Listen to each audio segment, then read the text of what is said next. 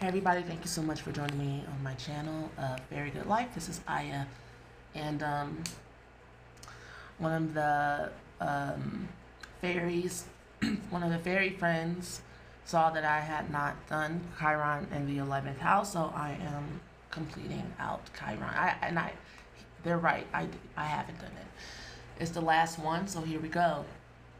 So we know Chiron is the wounded healer, and the 11th house is ruled by Aquarius and Uranus. So any combinations therein between Chiron and Aquarius, Uranus, and the 11th house would apply. So with this placement, I see that people here have afflictions with their friendships. They were considered the weird person, the oddball out. They are nice people and they're helpful people, but maybe their appearance or maybe the things that are on their mind, it mostly would come from their childhood or their family, or maybe you grew up in a cult, or maybe you grew up religious, or maybe you grew up maybe in like a commune or something like that, or it reminds me of people at school that families were archaeologists or something. I went to rich white Jewish schools parts of my life. So I have encountered these types of energies where the kid is just so different and maybe even very smart, so smart that you don't fit in with people in your age group. There is a lot of pain there about not feeling accepted, not feeling like people are even willing to get to know you. I just see just kind of a very unique, smart, eccentric, and I guess eccentric is the right word, person who doesn't get their fair shot for people to get to know them. You might have a different sexual orientation that other people can't relate to. And so that would lead you on a path to becoming an activist in some way, for the underdog, for people to not feel how you felt. I feel like that's maybe a lot of the reasons why our society is the way it is right now, as far as there's so many different voices and groups of people who are bonding, sticking together, and standing up for their rights to be seen, heard, felt, whether other people feel like they're right or wrong. It's not about, and for you, it's not about right or wrong. It's about your right to exist. It's about your right to be who you are, just the way you are. And so throughout your process of teaching other people how to love people like you, you will also learn how to love yourself and other people. What tends to happen is that prejudice is corrosive. And so if someone doesn't like you, especially when you're a kid, you end up inadvertently not liking them. It's like, if you don't like me, well, I don't like you. And so you close yourself off from getting to know people as well. And the true healing comes when you learn that, oh, okay, I'm not the only one that is suffering from this. Even when people look normal on the outside, they are struggling with something on the inside. And so there's a compassion that happens, a universal compassion, where you learn that all you really ever needed was your own self-acceptance in the first place, and to forgive and kind of like let bygones be bygones. I have another example about my life, growing up in the army. Being an army brat and being a black girl, and not really understanding, knowing, associating, or living in the hood around all black people.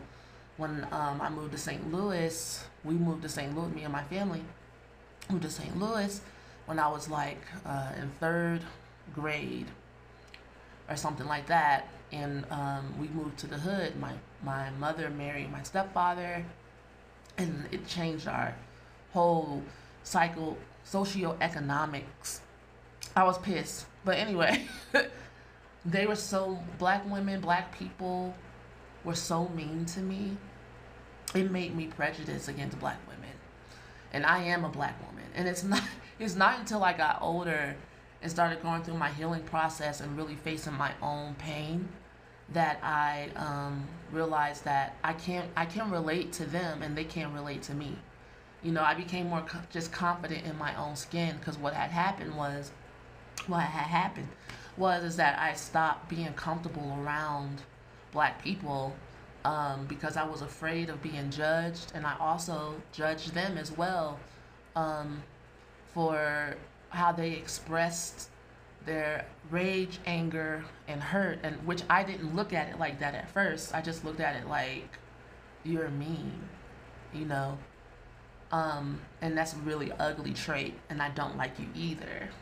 And so I learned that the reason for people that some people act the way they do is the same reason why I do what I do now, which is speak out and share the pain and talk about the pain and talk about, you have to shed light on it, and you have to be willing to be refined by it and not defined by it, you know. And so for you, with Chiron in the 11th house and connected to Aquarius or Uranus, you know, your friendships, it'll seem like it's like musical chairs. It seems like you can't keep a friend, or you don't have any close friends. You have associates.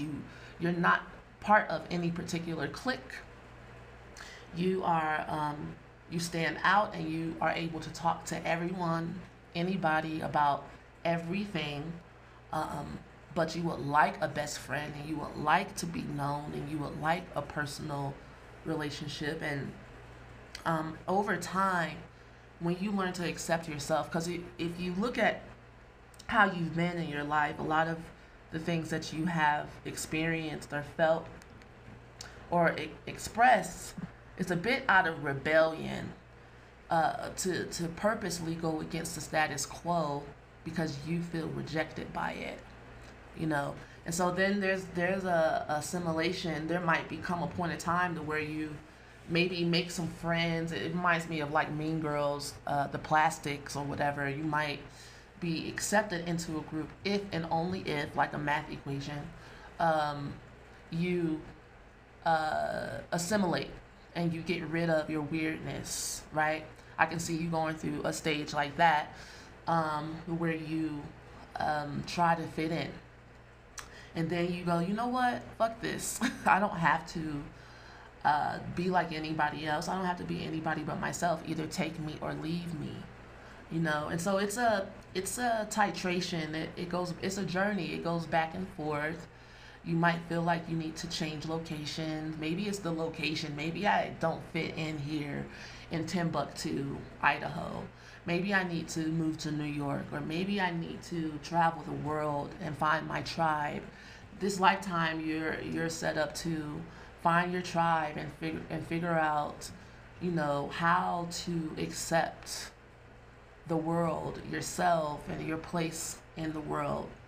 Okay, I think that about sums it up. If you notice anything else and you want to share anything else about yourself, I personally don't have this placement, but I am reading the energies of it, so I could very well miss something. And I also forgot to add that there could be some type of afflictions when it comes to religion, or some type of weird relationship when it comes to maybe someone abusing their authority, their religious authority in your life. And I would have to see your chart and other things around it, whether that be sexual abuse or abusing authority, or just you being in that environment, or someone in your life being super, I would say, dogmatic about a particular way of being, a particular way of thinking that kind of shaped your connection to society or your disconnect. All right, peace to you. Bye for now.